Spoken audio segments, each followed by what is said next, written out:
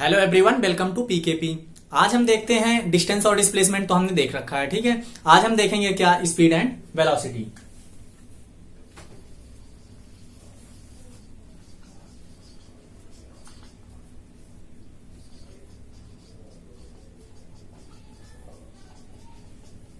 तो फ्रेंड्स, देखना है हमें चाल और वेग क्या होता है, ठीक है। तो बेसिकली आप ये समझ लो कि काम की चीज सीधा पढ़ते हैं, चाल और वेग में डिफरेंस, ठीक है। अगर दोनों का डिफरेंस आता है, ठीक है, तो आपको सब कुछ आता है। पहली चीज चाल क्या है, तो आपको चाल बराबर दूरी बटे समय याद रखना है, ठीक है। क्या ध्यान रखना है, चाल बराबर दूरी बटे समय means speed is equal to distance upon time, ठीक है। और अगर आपसे वेग पूछे क्या है, वेग इज इक्वल टू विस्थापन बटे समय, ठीक है। इसका मतलब क्या होता है, velocity is equal to displacement divided by time, ठीक है। पहला डिफरेंस देखो, यहां पे क्या है, यहां पे दूरी है और जबकि यहां पे क्या है, विस्थापन है। इतनी बात आपको समझ में आ गई। अगर इतनी बात आपको समझ में आ गई, जरा यूनिट बताओ, इसका मात्रक बताओ जरा। यूनिट देख के आप बताओ, दूरी का मात्रक मीटर डिवाइडेड बाई समय का मात्रक सेकंड, ठीक है। इसका क्या मात्रक हो गया, मीटर पर सेकंड हो गया। जरा इधर जाओ, इसका मात्रक देखो, इसका मात्रक देख के आप बताओ जल्दी, विस्थापन का मात्रक मीटर, समय का मात्रक सेकंड। ये भी ध्यान रखना कि दोनों की मात्रक क्या है दोस्तों, बिल्कुल समान है। नेक्स्ट पॉइंट, तीसरे पॉइंट में हम क्या कर सकते हैं, जरा आप बताओ। यहां पे हमने गोला किया है दूरी और इधर गोला किया है विस्थापन। दूरी कैसी क्वांटिटी है, दूरी कैसी राशि है, आपकी अदिश राशि है, ठीक है। तो आपकी जो चाल हो जाएगी वो क्या हो जाएगी, अदिश राशि हो जाएगी। मतलब उसका दिशा से कोई लेना देना नहीं है, ठीक है, स्केलर क्वांटिटी।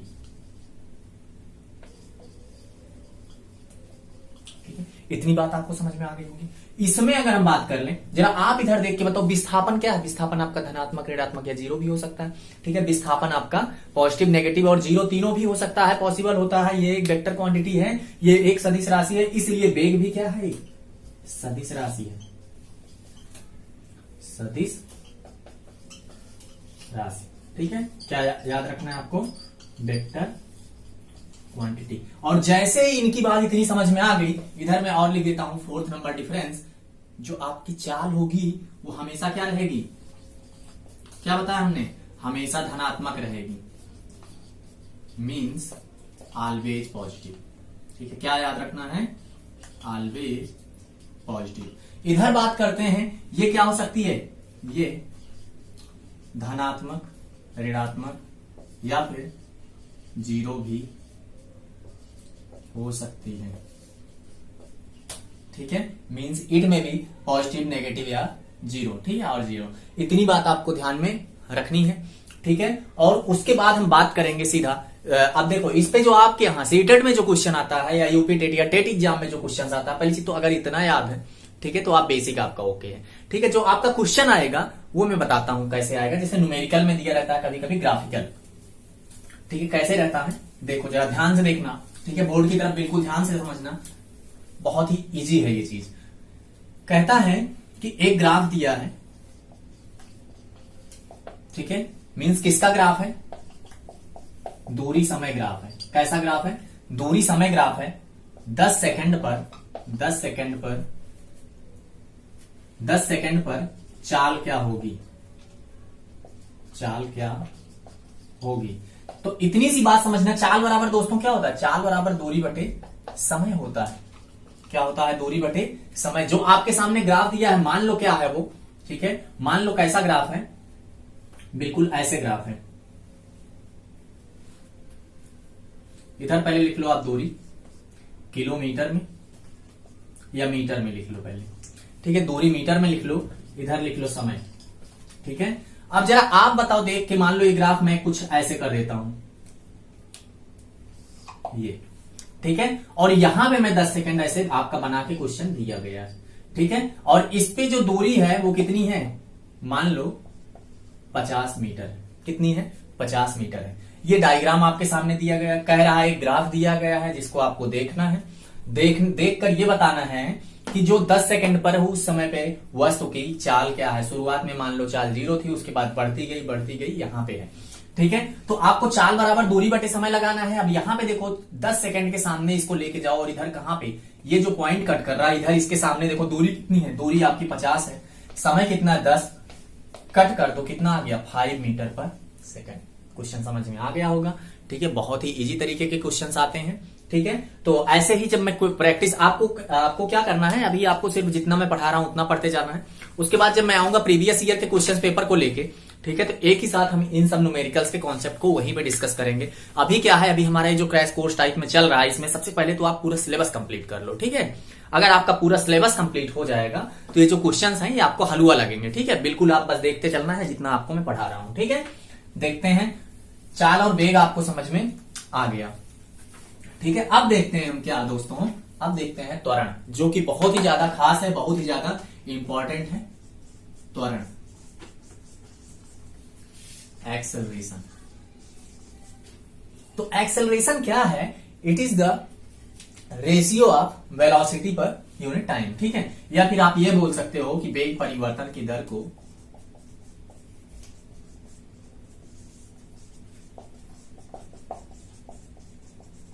त्वरण कहते हैं। ठीक है, ठीक है, वेग परिवर्तन की दर को त्वरण कहते हैं। ठीक है, means it is the rate of change of velocity with respect to time. क्या लिख सकते हो, it is the rate of change of velocity with respect to time. ठीक है, समय के हिसाब से जो वेग में परिवर्तन हो रहा है। एक चीज और ध्यान रखना, वेग में परिवर्तन होना जरूरी है, और दर कभी भी आए मैं आपको बता दे रहा हूं, हमेशा चाहे मैथ हो कोई भी चीज हो, दर लिखने का मतलब ही हो जाता है समय से आपको भाग देना है। इतनी सी बात आपको समझ में आई क्या, बताओ जरा। हाँ, ठीक है, अब क्या करो आप, एक्सेलरेशन वेग परिवर्तन, मतलब यहां पे सीधा वेग परिवर्तन। ठीक है, कि दर बोले तो समय में परिवर्तन, दर बोले तो समय में परिवर्तन, बात खत्म। ठीक है, आपको त्वरण इतना सा ध्यान में रखना। अगर इसके मैं फॉर्मूले की बात कर लूं, ठीक है, तो आप ये लिख सकते हो a बराबर b minus you divided by T. ठीक है, डेल्टा टी, या फिर आप ये लिख सकते हो delta v divided by delta T, या फिर आप एक और चीज लिख सकते हो, या फिर क्या लिख सकते हो आप v2 minus v1 divided by t2 minus t1, या फिर एक और चीज आप लिख सकते हो लिमिट के फॉर्म में, लिमिट t टेंडिंग टू 0, यहां पे delta v divided by delta t। तो ऐसे सारे के सारे एक्सेलरेशन त्वरण के फॉर्मूले हैं। ठीक है, इनमें से आपको कोई भी याद रखना है, याद रख लो। बेसिक सी चीज में जो बताऊंगा सिर्फ उतना आपको ध्यान रखना है। ठीक है, अब इसको इतना समझ में आ गया होगा कि हाँ भाई वेग की परिवर्तन जरूरी है त्वरण होने के लिए। ठीक है, means it is the essential compulsory, जो भी आप कह लो, ये एक ऐसी कंडीशन है जो होना ही चाहिए। अगर वेग में परिवर्तन नहीं हो रहा है इसका मतलब वहां पे त्वरण पॉसिबल नहीं है। कैसे समझते हैं इसको, अगर हम ग्राफ के हिसाब से समझते हैं तो ध्यान से समझना। यहां पे मैं लिख देता हूं वेग, यहां पे लिख देता हूं क्या, समय। ध्यान रखना जो फॉर्मूला होता है वेग परिवर्तन, मतलब यहां पे वेग परिवर्तन आप लिख लो या वेग लिख दो। ठीक है, नीचे समय है तो जो ऊपर है वो ऊपर लिखा जाएगा, जो नीचे है वो नीचे लिखा जाएगा ग्राफ में, और सीधा ऊपर नीचे से डिवाइड करते हो तो ये निकल के आता है। इतनी बात आपको समझ में आई क्या। ऐसे इससे पहले मैंने आपको बताया था, यहाँ पे दूरी समय ग्राफ दिया था। इससे पहले वाला जो क्वेश्चन आपको दिया था, यहाँ पे दूरी और समय दिया था, तो आपसे क्या पूछा गया था, यहां से आपसे चाल पूछी गई थी। तो दूरी बटे समय इज इक्वल टू क्या होती है, चाल। तो इसी हिसाब से ही ग्राफ बनता है। तो ग्राफ बनाने के लिए जो फॉर्मूला याद होगा उसी से काम आपका हो जाएगा, कुछ ऐसे सोचना नहीं है। ठीक है, अब देखो जरा, जो वेग और समय ग्राफ है, अगर ये पॉजिटिव है, अगर ये उठ रहा है, मान लो ऐसे ऐसे ऐसे बढ़ रहा है समय के साथ, ठीक है, तब यहाँ पे जो त्वरण होगा वो क्या होगा, ऊपर ग्राफ जाएगा तो धनात्मक होगा। ठीक है, अगर त्वरण यहीं पे नीचे की तरफ आ रहा है, मान लो शुरू में यहां था, उसके बाद धीरे धीरे समय के बढ़ने के साथ साथ वेग समय ग्राफ है, सारे में वेग समय ग्राफ है। ठीक है, तो यहां पे त्वरण क्या होगा, ए की वैल्यू नेगेटिव होगी। और अगर वेग में परिवर्तन ही नहीं हो रहा, हमेशा क्या है, कांस्टेंट है अगर वेग, तो इस समय पे, ठीक है, ये भी वेग है और ये समय है, इतना तो ध्यान समझ लिया हो गया है ना।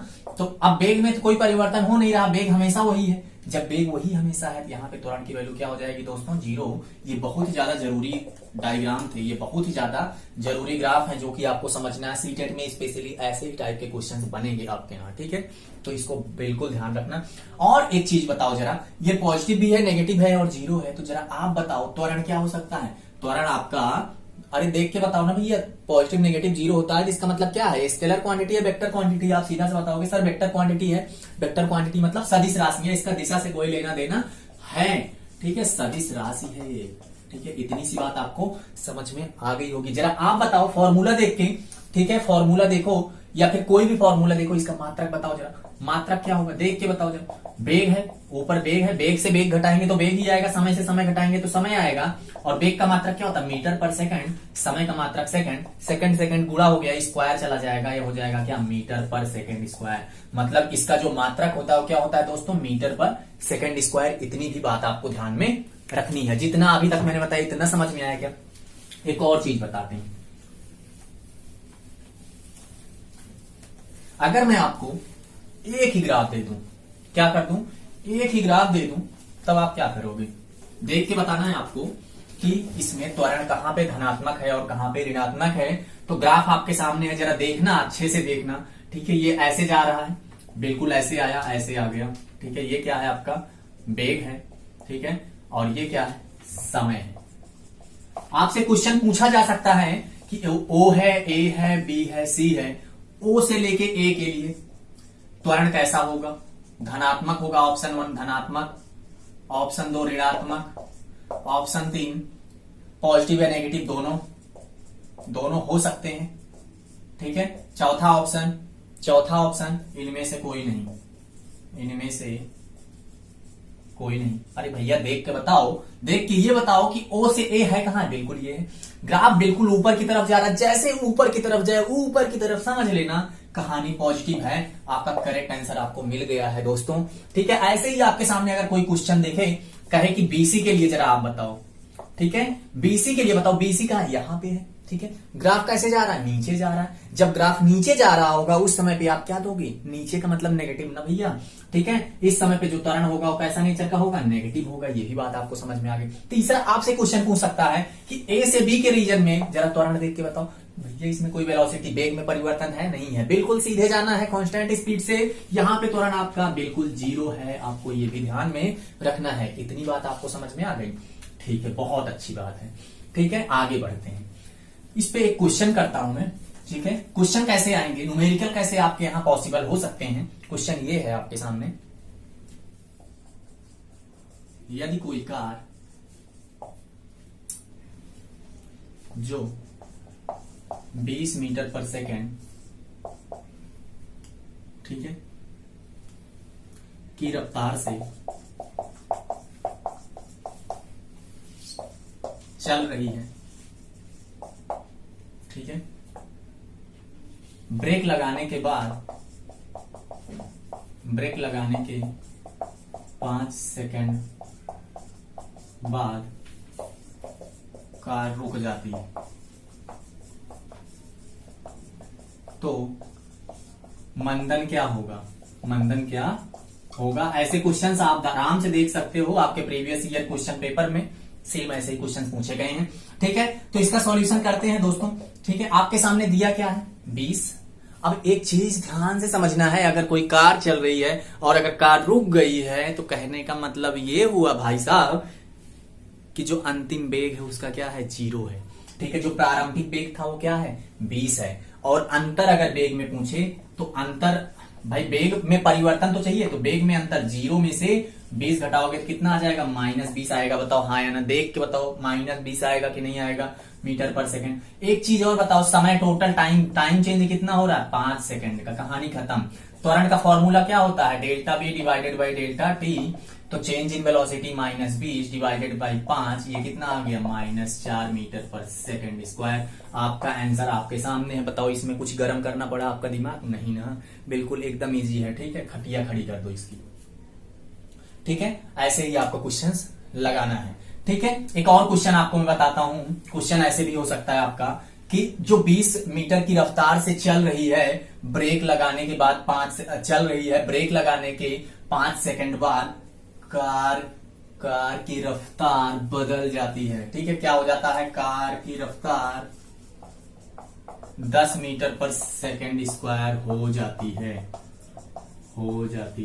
ठीक है। तब आपसे मंदन पूछेगा, तब आपसे मंदन मतलब क्या होता है, मंदन मतलब डी एक्सेलरेशन, हाँ कंफ्यूज मत होना, डी एक्सेलरेशन मीन्स एक तरीके से त्वरण ही है ये, लेकिन नेगेटिव त्वरण है। आपका आंसर क्या आएगा? जब कोई चीज रुक रही होगी तो आंसर नेगेटिव में आएगा, कोई चीज बूम कर रही है, ठीक है, स्पीड बढ़ा रही है उसकी, तो वहां पे एक्सेलरेशन पॉजिटिव आएगा, ठीक है। बाद में जो अगर बाद वाला कम है तो आप माइनस ही करोगे ना आंसर, ठीक है। अब यहाँ पे जरा बताओ आप, वेग में परिवर्तन कितना हुआ? 10 में से 20 घटाओ, 10 में से 20। समय में कितना परिवर्तन हुआ? 5। कहानी खत्म। -10 डिवाइडेड बाई 5 कितना आ गया? -2 मीटर पर सेकंड स्क्वायर। कुछ लगा इसमें? कुछ नहीं लगा, ठीक है। नॉन तेन लकड़ी सब इसी में ही है, ठीक है। अगला क्वेश्चन देखते हैं, इसमें क्या पॉसिबल हो सकता है। अगर आप बाइक लेके निकलते हो घर से, ठीक है, क्वेश्चन मैं फ्रेम कर रहा हूं, समझना आप। अगर आप बाइक आपके घर में जो बाइक खड़ी है आपको लेके जाना है, तो अगर 5 सेकंड में जो बाइक की रफ्तार है वो कितनी हो जाती है? 20 किलोमीटर।